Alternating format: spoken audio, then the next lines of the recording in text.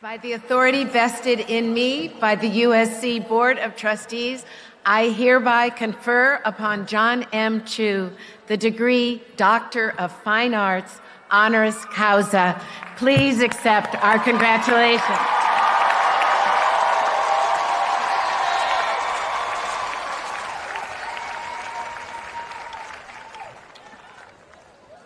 Now it's my honor to invite Dr. Chu to deliver the commencement address for the class of 2025. Dr. Chu, I like it. How many Dr. Chus are there in this stadium right now? There's probably a lot. Good evening, everybody. It feels good to be back at the Coliseum. Yes. 50,000 plus Trojans in prime time. This is my home. I'd walk here for games every Saturday, kicking that flagpole on the way. But I also have a complicated relationship with this place. So you see, my high school girlfriend at the time got into SC a year after I did, and I was so psyched. I mean, this was gonna be our school to rule. And then on the first day, she dumped me. I felt the same. Thank you, I hear you. And then she started dating the star football player here. I know it's conflicting, because it's like, oh, he's so handsome, but also, So, suddenly I couldn't walk to class without the fear I'd run into them together, so cute on their bikes, so I had to take alternative routes to class, and I stopped coming to games. And then one Saturday, USC was playing a big rival school, which I will not name. It was the final seconds, down to a few points. They throw the ball to this guy for the game-winning touchdown, and he misses the ball. No, the whole campus was devastated, and as a Trojan, was too. But as an 18-year-old immature boy, I had the best week of my life, so I mean it when I say it's good to be back in the Coliseum. Yeah. Now I have the most extraordinary wife, Kristen, who's over there tonight, and lucky, she almost nixed that joke for me, but it's okay. And she said, lucky for me, she is not into athletes.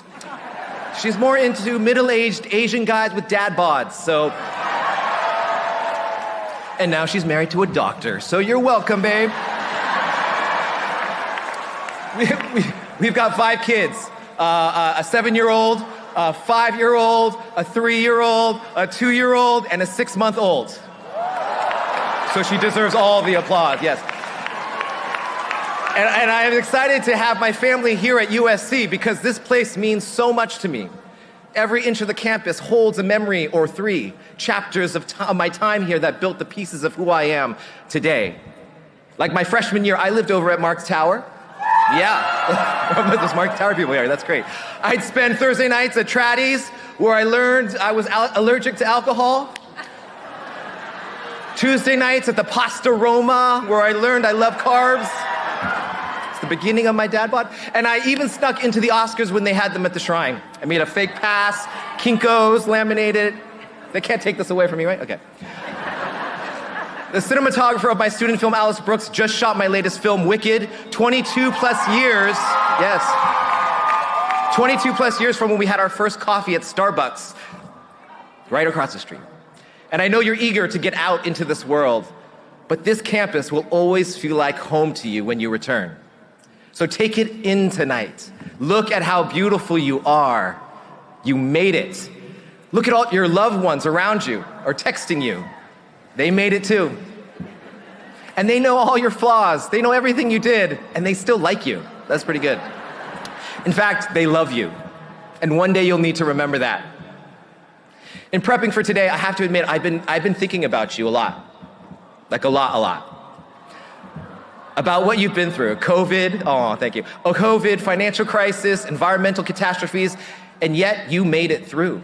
You've managed to stay the course and get it done. We're proud of you. We're all proud of you. And now you have a bigger task ahead. Tasks that I, as a storyteller, have no idea how to give you advice on. I kept thinking, why am I the commencement speaker this year? They should get a world leader, an inventor, get Will Ferrell back. I agree, don't worry. Well, you're stuck with the guy who directed Step Up to the Streets, so... And the more I thought about you, the more I think, that's great, there's some Moose fans out there, okay. The more I think some of the lessons in my life may actually help you on your journey. Because our worlds are colliding, no matter what industry or discipline you're in. Our futures are linked, and there's an urgency to be really real with you so that you are prepared. Because I believe your generation faces a task more profound than perhaps any generation before. I know you feel it. And I want to acknowledge that this is not normal. It is not just you being paranoid, it's true. You are being asked not just to navigate a changing world, but to fundamentally define who we will become in the face of unprecedented technological, cultural, and political shifts. Your job is not simply to inherit a world, but to reimagine it and set the foundation for who we are moving forward. Because we're living in a moment when those old stories of who we are and what we stand for are breaking down. It feels like fear, blame, and division dominate our airwaves, overwhelming the space where our dreams used to live. Surviving instead of thriving. But here's the thing. This isn't necessarily cause for despair. In fact, it's a moment of profound opportunity. Because when the old stories fall apart, it means it's time to write a new one. My story starts at a little Chinese restaurant in Los Altos, California called Chef Chu's. Oh, some of you have eaten there, I see, yes. My parents started, who are here tonight, they're over there. My parents started in 1969, and it's still open today, 56 years later. They're there every day. Comfort food at comfortable prices. My dad, who's 82, still works there every day, and they are living the embodiment of the American dream. They moved here from Taiwan, and to them, America is the greatest story of the world. Their English was limited when they arrived, but they loved Elvis and the Beatles and Dean Martin. And they had 5 kids, I'm the youngest, and they wanted us to be like the Kennedys. So they dressed us alike, and even would call me John John. And they loved movies, like movies on all the time at the house. For context, this was a Reagan's 80s America where Steven Spielberg and George Lucas were filling us with wonder. Michael Jackson made us believe we could float. Michael Jordan was proving we could actually fly. And Steve Jobs was my hometown hero. But the timeless American fairy tale that played in our household was Wizard of Oz. And my parents instilled in us that if we just follow the yellow brick road, faith, discipline, hard work, and loved what we did, then the American dream would lead us to the wizard who would grant us our heart's desire. And as the ultimate hosts at their restaurant, my parents loved being part of the American fabric. John, we might be the first Chinese family these customers have ever met. We must not just fill their bellies, but fill their hearts, so that the next time they meet a Chinese family, they will give them more respect. We're ambassadors, they'd say. Okay, Mom, whatever. The pinnacle of the year would be when we'd gather around the TV and watch the Academy Awards, the Oscars. These Hollywood people were beautiful, cultural leaders, fashion icons, untouchable to normal human beings. And when they spoke, the world stood in applause. Oftentimes, my parents would actually applaud right in the living room as well.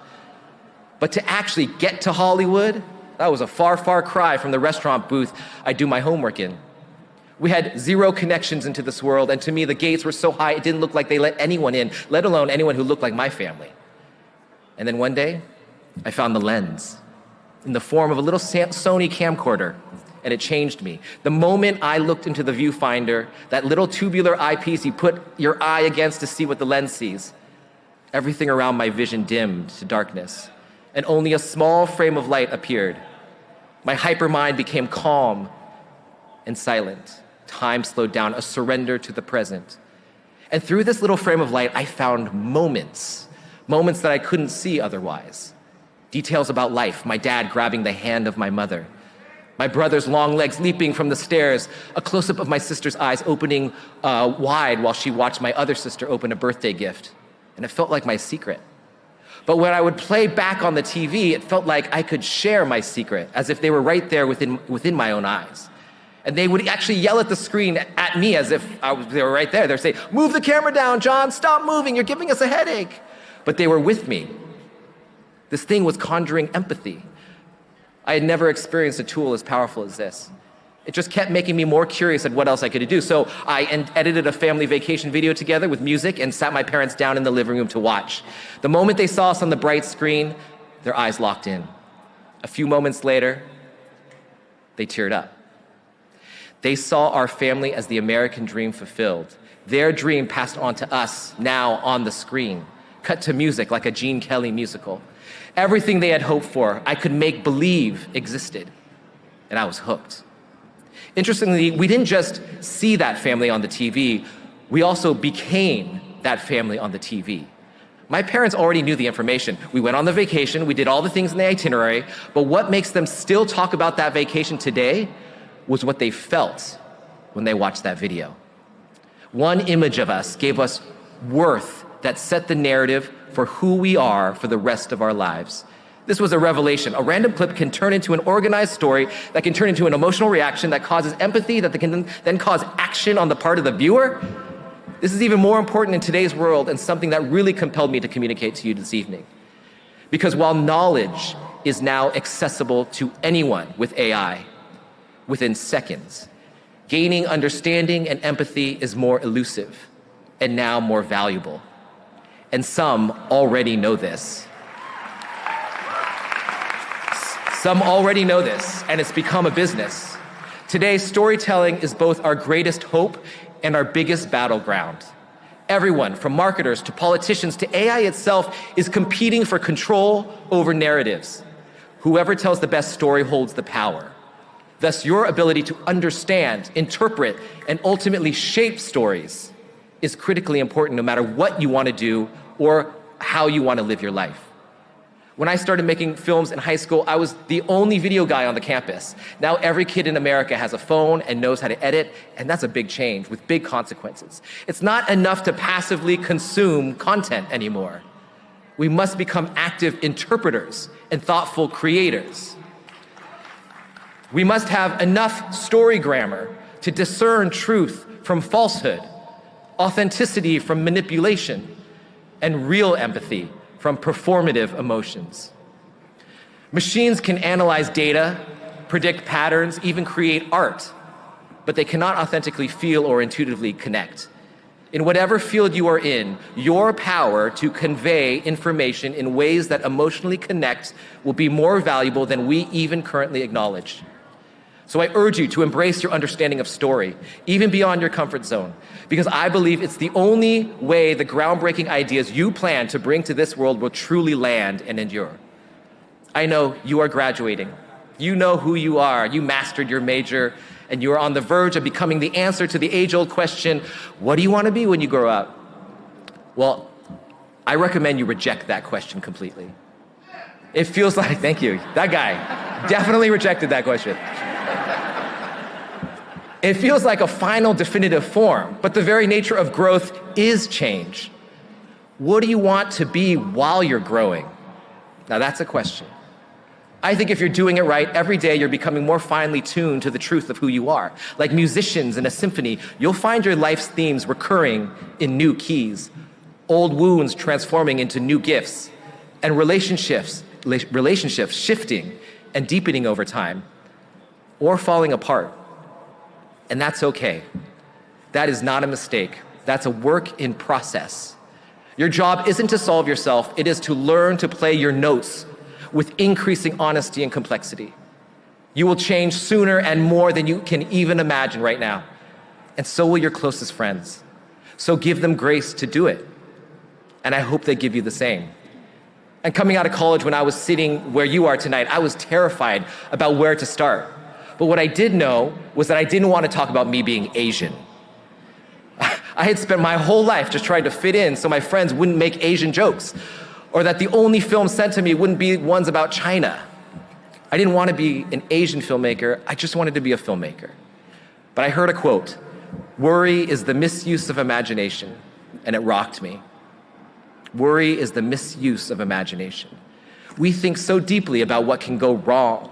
We leave no room for the imagination of what happens when it all goes right. And if we can redirect that imagination towards creation, we stop merely performing inherited scripts and start authoring our own. And your true legacy isn't something you're going to leave behind. It's the harmful pattern you recognize and change. Or as Steve Jobs would say, the dent in the universe. That whirlwind of emotions was where I was at when the movie Crazy Rich Asians came into my life. A movie I made to confront the scariest thing I have ever known, my own cultural identity crisis. I wanted to make a movie about Asian characters that were beautiful, hilarious, materialistic, quirky, ambitious, sexy, powerful in all the ways, flaws and all, and that American movies had never painted us before. The data folks in Hollywood saw no upside, no audience history for a rom-com led by the Asian diaspora. So I used my storytelling pitching skills to convince them to do it. And did I know things would change? No. But my imagination was already spinning with the possibility, not the worry. And personally, I had felt the urgent pull to do this at about the age of 38. After I met my wife, all my priorities changed. But also we were about to have our first child, my daughter Willow, who's also here tonight. And I had to turn the viewfinder back onto myself and ask the question, when I look through that lens, am I proud of who I see? What was I still hiding as we were ushering a new life into this world? I wanted her to be proud of her heritage, her skin, her hair, to know how beautiful every part of her is. And yet, was I? And I wanted her to know the long line of kick-ass women that came before her that was in her blood. My Anna, my Boo-Boo, my Po-Po, my mom, and my wife. Truthfully, having made many movie sequels up to that point, I had lost my optimism. I felt like I wasn't becoming the filmmaker I always thought I was capable of. I felt like no one wanted to listen to what I actually was, so it made me feel like an imposter. But somehow, I look back at that American dream story that my parents believed in so deeply, that Wizard of Oz fairy tale of the yellow brick road and the wizard waiting for us, and it dawned on me, the story has changed. And I wanted better for my daughter. Even though I'd done everything I was asked to do, maybe the yellow brick road was never made for us in mind.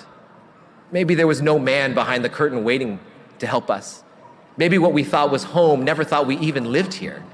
Suddenly memories I had forgotten since I was a kid came rushing back. Go back to your country, I remember being yelled at outside the Tower Records. Don't forget to stick with your race, was whispered to me by a teacher. I used to laugh that off, and I'm honestly glad I did, because I don't think I could have processed it. But suddenly, it was all crashing in on me, and I felt compelled to make a story about someone who was Asian, but all-American, going to Asia for the first time to confront these feelings of inadequacy in country. And rather than financial worth, it was going to be a self-worth and finding one's cultural generational center in a world of new rules defined by the generation itself. A new generation could still self-love and self-care, but sacrifice it all for another if we chose to. We still had the guts and determination of our ancestors, even if we order from Uber Eats. I mean, I already signed up for the membership, so I have to order from there. One of my longtime producers said to me while I was shooting, I can see the dragon rising in you. And that made me smile because deep down I knew it was true. I was becoming a father, and that meant getting my stories straight. 2 weeks after finishing the shoot for Crazy Rich Asian, Willow was born. Stevie Wonder played the moment she took her first breath. It feels like this is the beginning, though I've known you for a million years, he sings. No lyrics could be more true. For Crazy Rich Asians, we resisted going with a streaming company because we felt like putting this movie on the big screen would tell a story in itself. That the people that look like this cast are worth your time and money to buy a ticket to a theater, something Hollywood hadn't quite done yet. And we felt like it's not just the movie, but the campaign itself could tell that story. And if the movie was actually funny and romantic and emotionally poignant, then we could change the narrative around what people thought when they looked at an Asian family. We could be ambassadors. And maybe Asians could be seen as what studio execs like to call wish fulfillment or aspirational. And it worked. We set the temperature and the weather changed. And I was proud to call myself an Asian American filmmaker.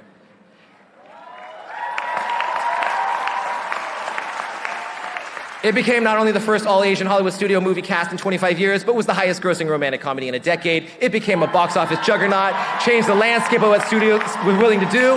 And since then, incredible Asian filmmakers, writers, actors, producers have been flourishing, making studio lots a lot of money. Now, when I started in this business, I made a painting. It was called Resilience.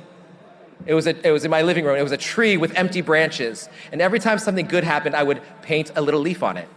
And this continued until, well, I moved apartments. It was too big to move, and it wasn't very pretty. So I left it. But before I threw it out, I did paint the tree just to feel complete.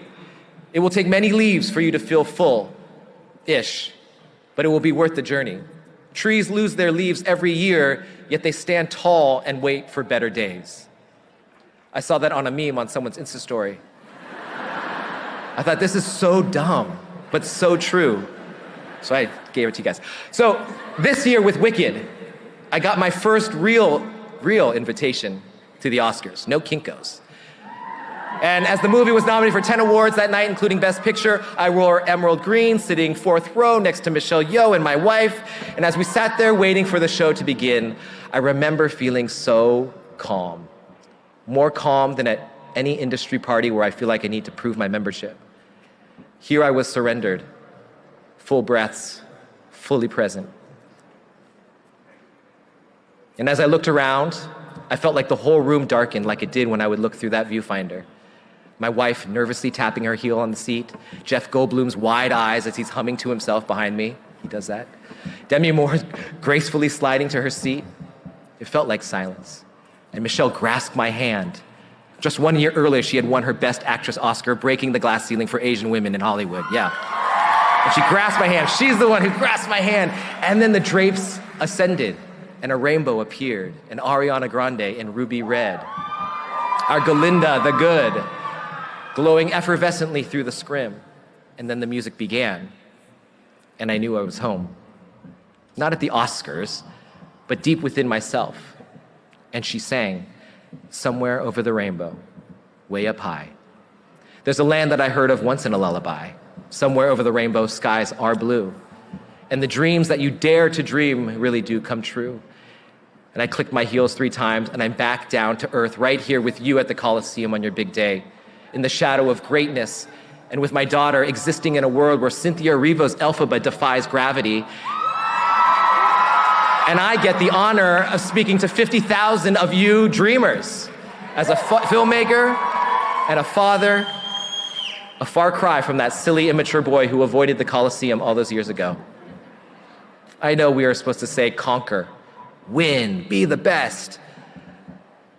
But I've seen the other side of the rainbow. And nothing is better than knowing you've lived a great story. I hope you get to. And as I wrote this speech, I had a hard time figuring out what to say to close things out. But as a parent, I realized all I wanted to say to you was what I would say to my daughter as she goes off into the world. And that is this: you have an extraordinary story, every single one of you. And I deeply, deeply believe in you. You will go through tough times, terrifying times even. But your beautiful brain will figure out creative ways to get out of it. And your ferocity will get you through it. You will feel deep love and deep heartache. And you will have profound questions, many that never get answered, the greatest gift that God gives you. And I hope that you embrace every single one of them, those moments, because they are all reminders that you are alive. And just so you know, that American dream, I think it does exist. It does. And it's just not just an American dream, I think it's a world dream. It's just that there's more than one road to get there, and many are being paved right now as we speak. And I will do everything in my power, as sure, I'm assuming everyone here and everyone in the stands too, to ensure that they remain there when you arrive, so that you too can feel like you're home. Fight on, class of 2025. Truly, fight on.